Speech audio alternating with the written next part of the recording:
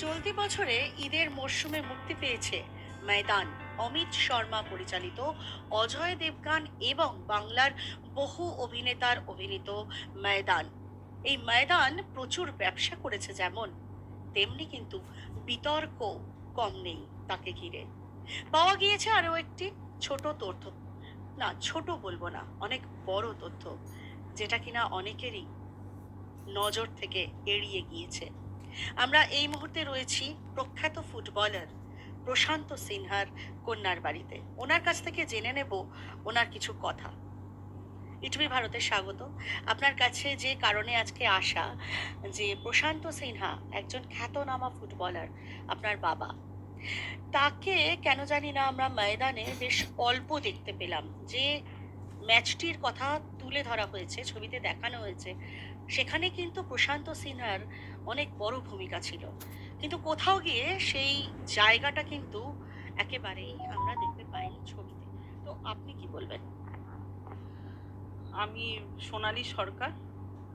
আমি লেট প্রশান্ত সিনহা, যে ভারতীয় ফুটবলের লেজেন্ড ছিলেন, তার কন্যা সোনালী সরকার সিনহা। আমি মুভিটি বেরোনোর পরে আমিও দেখবার জন্য খুব উৎসাহিত হয়ে পড়ি, কেননা 1962 এশিয়াডে আমার বাবা দুর্দান্ত পারফরমেন্স ছিল। তাই আমি কালকে মুভিটি দেখি এবং দেখে আমার শুধু কষ্ট হয়েছে, আমি মর্মাহত, আমি স্পিচলেস। যে বাবাকে খালি রিজার্ভ বেঞ্চে দেখানো হয়েছে, বাবা খেলেইনি। একটা সম্পূর্ণ ভুল তথ্য বাংলা তথা ভারতবর্ষকে ওনারা জানিয়েছেন। যে মানে এই ময়দান সিনেমার যে মুভির যে পরিচালক, তিনি বা আর সবাই যারা এই ব্যাপারে রিসার্চ করেছেন বা জানিয়েছেন, সে সম্পূর্ণ ভিত্তিহীন এবং সম্পূর্ণ মানে ভুল দেখানো হয়েছে। কেননা আমি ছোটবেলা থেকে আমি দেখে এসেছি, শুনে এসেছি যে বাবা 1962-তে যখন এশিয়াডে খেলতে যান, বাবা কনিষ্ঠতম খেলোয়াড় ছিলেন এবং বাবাকে সেমিফাইনাল এবং ফাইনালে বাবা খেলেছিলেন। যে লেট রাম বাহাদুর স্যার, উনি কোনো কারণে অসুস্থ বা আহত হয়েছিলেন, উনি সেমিফাইনালটি খেলতে পারেননি। তখন বাবাকে রহিম সাহেব খেলান এবং রহিম সাহেবের উপরই তো এই মুভিটা, এটা ছিল ওনার একটা মাস্টার স্ট্রোক মানে ডিসিশন। এবং এই ডিসিশনে পরে বাবা এবং অরুণ ঘোষ ন্যাশনাল লেভেলে বিরাট খেলোয়াড়ে পরিণত হয় ভবিষ্যতে। এবং তিনি যখন এই ডিসিশনটা নেন, সেই ডিসিশনটাকেও তিনি মানে ভুল দেখিয়েছেন, যে উনি কোনো চেঞ্জই করেনি। সেমিফাইনালে 3টে চেঞ্জ হয়েছিল, তার মধ্যে বাবা মানে রাম বাহাদুর খেলতে না পারার জন্য বাবাকে সেমিফাইনালে খেলানো হয় এবং বাবা দুর্দান্ত খেলেছিলেন। এবং তারপরে ফাইনালে ফাইনালে যখন রাম বাহাদুর স্যার সুস্থ হয়েও ফিরে আসেন, তখন বাবাকে উনি আবার ফাইনালে খেলান। এবং আপনারা তো তার রেজাল্ট জানেন। এবং থঙ্গরাজ যে পাসটা দিয়ে উইনিং গোলটা করেছিল, ওটা বলেছিল সিনা বলে, যেটা এগিয়ে দিয়েছিল জার্লেন সিং, সেই থেকে গোলটা করেন, সেটা সিনেমায় দেখানো হয়েছে রাম বলে বলছে, যেখানে রাম বাহাদুর স্যার ফাইনাল সেমিফাইনাল খেলেন। এবং আমার বাবাকে আমি সারাক্ষণ রিজার্ভ বেঞ্চে বসে থাকতে দেখেছি, যেটা আমার ভেতরে বুক ফেটে গেছে। কারণ বাবা তো পৃথিবীতে বেঁচে নেই। আমি তার মেয়ে হয়ে আমি তো এইটুকু চাইতে পারি যে বাংলার ফুটবল জগৎ, বাংলার যে ক্রীড়া জগৎ রয়েছে, বাংলার যে সাংবাদিক জগৎ যারা ক্রীড়ার সাথে জড়িত আছেন, প্লিজ তারা এটার ঠিক জিনিসটাকে বলুন, ঠিক তথ্যটাকে সবার কাছে পৌঁছে দিন। এটা কিন্তু সম্পূর্ণ মিথ্যে তথ্য, ওনারা কিছু না জেনেই এই কথাটি বলেছেন। প্রশান্ত স্যারের চরিত্রে যাকে আমরা দেখেছি, অর্ক দাসকে, তো তার মধ্যে কি বাবার কোনো ছায়া খুঁজে পেয়েছেন, যেটুকু সময় দেখা গেছে ওনাকে?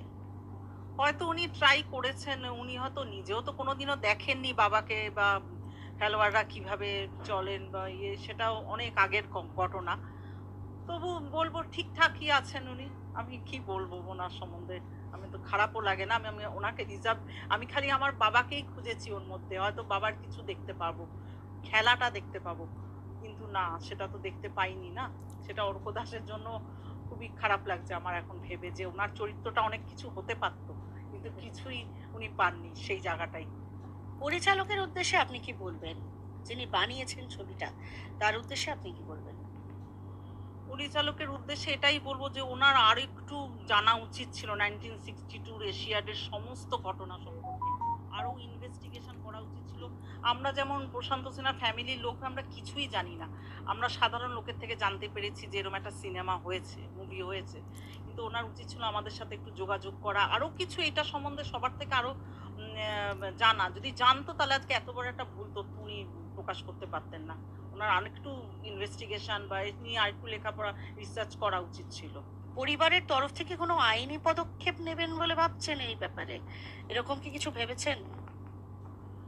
আমরা এখনো তো এটা আইনি ভাবিনি, কিন্তু দেখি আপনারা কি কতটা কি আমাদের জন্য করতে পারেন, কতটা আমাদের জন্য বাংলার ক্রীড়া জগৎ করতে পারে। তারাও তো আছে না আমাদের সাথে, নিশ্চয়ই তারা একটা কোনো ব্যবস্থা করবে আশা করি। কেননা এই যে থঙ্গরাজ যে বললাম যে বাসটা এগিয়ে দেওয়ার জন্য নাম ধরে ডেকেছিল, সেটা সিনা বলে ডেকেছিল, সে কিন্তু সেটাও ভুল দেখানো হয়েছে। তা এখনো অবধি আমরা কিছু ভাবিনি আইনি পদক্ষেপ নিয়ে, কিন্তু দেখি আপনারা সবাই আমাকে হেল্প তো করবেন নিশ্চয়ই, এটা জিনিসটা সত্যিটা বেরিয়ে আসবে। এই অবধি তো অপেক্ষা করবোই আমরা। বেশ, অসংখ্য ধন্যবাদ। এটুকুই জানার ছিল আপনার কাছ থেকে, কেননা যেহেতু প্রশান্ত সিনহা স্যারকে আমরা সেইভাবে দেখতে পারিনি ময়দানে, যেখানে ওনার এত বড় ভূমিকা ছিল সেই ম্যাচটিতে। জানা গেল তার কন্যার কাছ থেকে অনেক কথা। ক্ষোভের পারদ কিন্তু চড়ছে, বাকিটা সময় বলবে। ক্যামেরায় ধীমান হালদারের সঙ্গে নবনীতা দত্তগুপ্ত, ইটিভি ভারত, কলকাতা। আচ্ছা, আমি তো এটা করলাম, সেভ করুন, সেভ। সেভ তো হয়ে গেছে বোধহয় নাকি?